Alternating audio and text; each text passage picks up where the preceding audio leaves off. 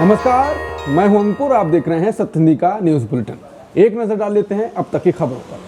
गजा के नाम पर ट्रंप का नया बोर्ड ऑफ पीस प्लान, $1 अरब देकर मिलेगी शांति बोर्ड की मेंबरशिप। भारत पाकिस्तान को ट्रंप ने भेज दिया है न्योता।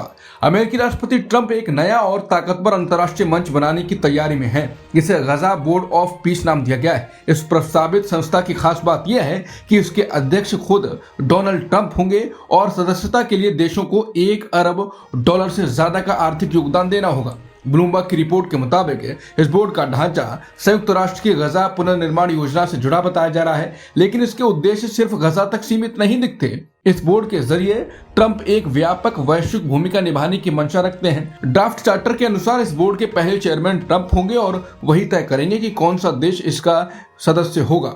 फैसले बहुमत से लिए जाएंगे और हर सदस्य देश को एक वोट मिलेगा, लेकिन हर निर्णय पर अंतिम मंजूरी चेयरमैन यानी ट्रंप की होगी। इस प्रस्ताव ने अंतर्राष्ट्रीय राजनीति में हलचल मचा दी है। कई देशों के लिए ये सवाल खड़ा हो गया है कि क्या ये वास्तव में शांति के लिए मंच है या अमेरिका के नेतृत्व को मजबूत करने का नया तरीका। गजा के लिए बने बोर्ड ऑफ पीस में भारत को निमंत्रण, नए शासन व्यवस्था की तैयारी, पाकिस्तान को भी मिला न्योता। गजा को लेकर अमेरिका की नई शांति पहल में भारत को बड़ी भूमिका मिल सकती है। अमेरिकी राष्ट्रपति ट्रंप ने भारत को बोर्ड ऑफ पीस फॉर गजा का हिस्सा बनने का न्योता दिया है। नई दिल्ली के सूत्रों ने रविवार को इसकी पुष्टि की। इस जानकारी को भारत में अमेरिकी राजदूत सर्जियो गोर ने भी सार्वजनिक किया। उन्होंने सोशल मीडिया पर राष्ट्रपति ट्रंप की ओर से प्रधानमंत्री मोदी को लिखा गया पत्र साझा किया, जिसमें भारत से इस बोर्ड में शामिल होने का आग्रह किया गया है। बोर्ड ऑफ पीस फॉर गजा उन देशों का समूह होगा जो गजा पट्टी के लिए एक नई प्रशासनिक और शासन व्यवस्था तैयार करने में भूमिका निभाएंगे। ये पहल ट्रंप की शांति योजना का हिस्सा है, जिसके तहत हमास पर गजा में अपनी सत्ता छोड़ने का दबाव बनाया जा रहा है। वहीं पाकिस्तान ने भी दावा किया है कि उसके प्रधानमंत्री शहबाज शरीफ को भी गजा के लिए बनाए जा रहे इस शांति बोर्ड में शामिल होने का निमंत्रण मिला है। गजा शांति पहल के बीच यूएई राष्ट्रपति का भारत दौरा।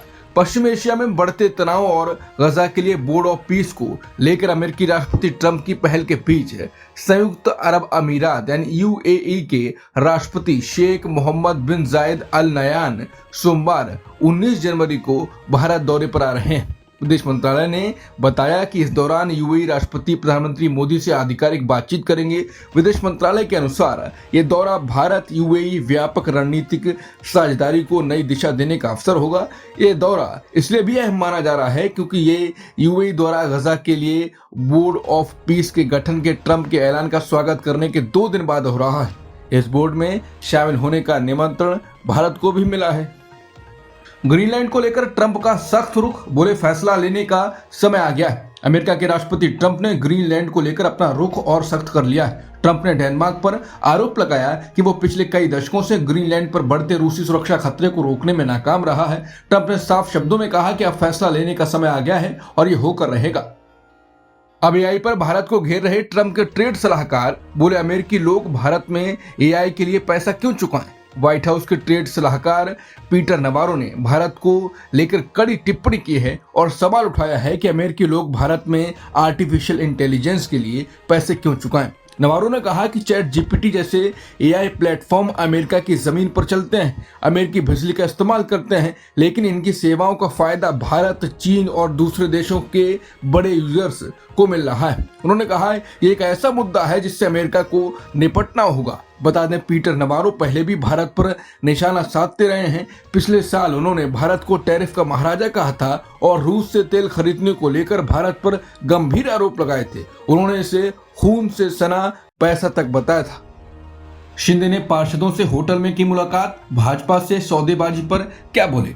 उप मुख्यमंत्री एकनाथ शिंदे ने बांद्रा के ताज लैंड्स एंड होटल में ठहरे अपने शिवसेना के 29 पार्षदों से रविवार रात मुलाकात की, जो शनिवार से ही वहां रुके हुए हैं। मीडिया से बातचीत में उन्होंने कहा कि मुंबई में महायुति का मेयर होगा। यह बयान पिछले कुछ दिनों से बार बार दोहराया जा रहा है। शिंदे का ये दावा ऐसे समय में आया है जब निगम चुनाव में भाजपा शिवसेना गठबंधन को बहुमत मिलने के बाद उन्होंने 29 पार्षदों को होटल में शिफ्ट कर दिया। विपक्षी शिवसेना यूबीटी का दावा है कि पार्षदों को होटल में इसलिए रखा गया है क्योंकि शिंदे भाजपा से बेहतर सौदा के लिए मोल भाव कर रहे हैं। साथ ही उन्हें डर है कि उनके पार्षदों को खरीदा जा सकता है। उद्धव बोले बीजेपी ना शिवसेना मिटा पाई ना निष्ठा खरीद सकी। बीएमसी चुनाव के बाद अपने पहले सार्वजनिक संबोधन में शिवसेना प्रमुख उद्धव ठाकरे ने बीजेपी पर तीखा हमला बोला। मुंबई में पार्टी कार्यकर्ताओं को संबोधित करते हुए उद्धव ठाकरे ने कहा कि बीजेपी जमीन पर शिवसेना को खत्म नहीं कर पाई और हर तरीका अपनाने के बावजूद वो निष्ठा नहीं खरीद सकी। उद्धव ठाकरे ने आरोप लगाया कि बीजेपी मुंबई को गिरवी रखने की कोशिश कर रही है और नगर निकाय चुनाव धोखे और विश्वासघात के जरिए जीते गए। उन्होंने कहा कि मराठी मानुष इस पाप को कभी माफ नहीं करेगा। उन्होंने बीजेपी और शिवसेना के बीच फर्क बताते हुए कहा कि कागजों पर शिवसेना को नुकसान पहुंचाया जा सकता है, लेकिन लोगों के दिलों से शिवसेना को कोई नहीं मिटा सकता। ठाकरे ने कहा कि पैसे, दबाव, एजेंसियों और साजिशों से गद्दार खरीदे जा सकते हैं, लेकिन निष्ठा कभी बिकती नहीं। मनरेगा बचाने के लिए कांग्रेस का अभियान होगा तेज। रायबरेली में मनरेगा चौपाल में शामिल होंगे राहुल गांधी। लोकसभा में नेता प्रतिपक्ष राहुल गांधी 20 जनवरी को रायबरेली में मनरेगा चौपाल में शामिल होंगे। ये कार्यक्रम कांग्रेस के देशव्यापी अभियान मनरेगा बचाओ संग्राम का हिस्सा है। कांग्रेस ने बताया कि ये एक ऑनलाइन समीक्षा बैठक में प्रदेश कांग्रेस कमेटी के अध्यक्षों और पार्टी पदाधिकारियों ने तय किया है कि आंदोलन को जमीनी स्तर तक ले जाया जाएगा। किश्तवाड़ में आतंकियों की तलाश शुरू, 8 जवान घायल। ग्रेनेड हमले के बाद फिर तेज हुआ सर्च ऑपरेशन।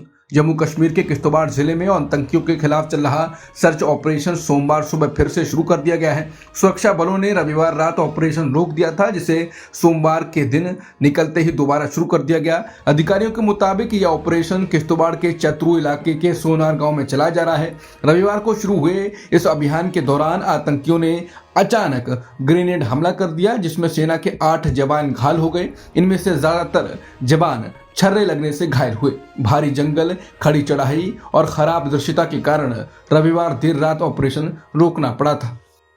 मणिपुर में हिंसा का दर्दनाक सच फिर सामने। गैंगरेप पीड़िता को इंसाफ नहीं मिला, मौत हुई।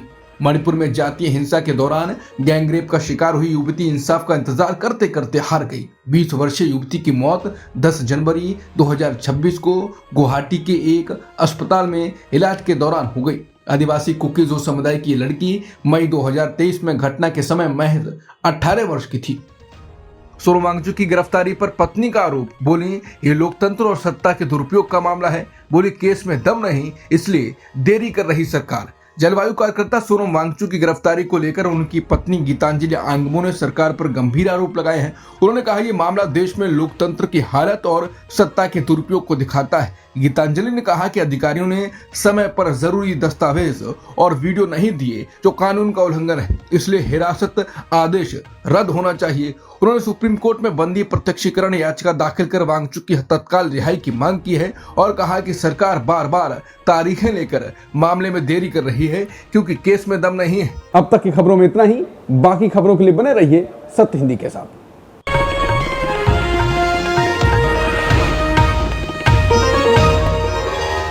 Copyright disclaimer under Section 107 of the Copyright Act 1976. Allowance is made for fair use for purposes such as criticism, comment, news reporting, scholarship, and research. Fair use is a use permitted by copyright statute that might otherwise be infringing.